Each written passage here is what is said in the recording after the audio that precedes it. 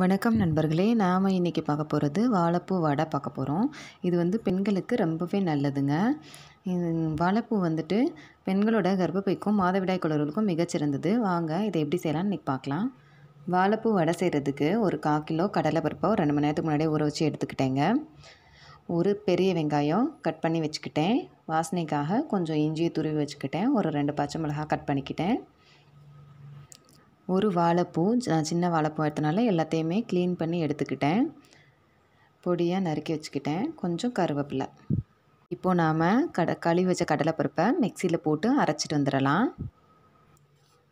இப்போது நாம் வடைக்கு தேவையான கொஞ்சம் வெள்ளைப்பூண்டு எடுத்து தோலோடு கூட இடித்து வச்சுக்கிடலாம். கொஞ்சம் சீரகம், கொஞ்சம் சோம்பு, கொஞ்சம் தூள் உப்பு எடுத்து வச்சுக்கலாம். அரைச்சிட்டு வந்தாச்சுங்க. இதுக்கு லைட்டாக இந்த மாதிரி கொரன்னு இருந்தால் போதும், ரொம்ப மையாக அரைச்சிடக்கூடாது. இந்த ஸ்டேஜில் ஒரு ஸ்பூன் சீரகம், லைட்டாக சோம்பு, இடித்து வச்சுருந்த பூண்டு, வெங்காயம், பச்சை மிளகாய்,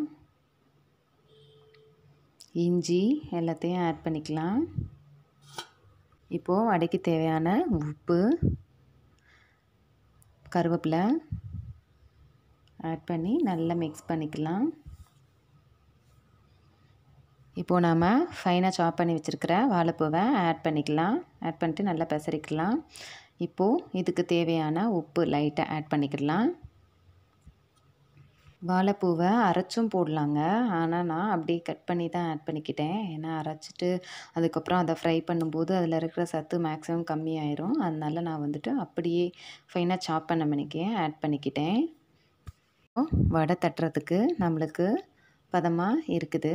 இதுவே போதுங்க, கரெக்டாக இருக்கும். வடையை நல்லா தட்ட முடியுதுங்க, உதிராமல் வருது. கரெக்டான பதமாக இருக்குது.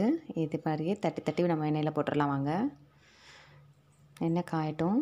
போட்டாச்சுங்க. உதிரலை எண்ணெயில். ஃப்ரை பண்ணும்போதே நல்ல வாசனையாக இருக்குது. ஒரு 2 மினிட்ஸ்லேயே வெந்துருச்சுங்க. இப்போ நம்ம வடையை திருப்பி விட்டுக்கிறலாம். லைட்டாக ஃப்ரை பண்ணாலே போதும். கோல்டன் ப்ரௌன் ஆன உடனே நம்ம திருப்பி விட்டுறலாம். வாழைப்பூ எப்பயுமே சின்ன பசங்க கூட்டோ பொரியலோ பண்ணி தந்தோன்னா சாப்பிட மாட்டுறாங்க. இந்த மாதிரி வடையாக செஞ்சு கொடுத்தோன்னா ஈவினிங் டைம் ஸ்நாக்காக சாப்பிட்றாங்க. வடை சூப்பராக ரெடி ஆயிடுச்சுங்க. நல்லா கிறிஸ்பியாக இருக்குது எடுக்கும்போதே. மீதம் இருக்கிற மாவையும் அடுத்தடுத்து தட்டி போட்டுக்கிறலாம் எண்ணெயில். வாங்க இப்போ சாப்பிட்டு பார்த்துடலாம் எப்படி இருக்குன்னு. வாழைப்பூ வடை ரொம்பவே வாசனையாக இருக்குதுங்க. பசங்களுக்கு கொடுத்துலாம் என்ன சொல்கிறாங்கன்னு. எப்படிப்பா இருக்குது வடை? சாப்பிட்டு பாருங்கள். Wow, crunchy mummy, tasty. நீங்களே பாருங்கள், வெளியில் கிறிஸ்பியாகவும் உள்ள ஸ்மூத்தாகவும் இருக்குது.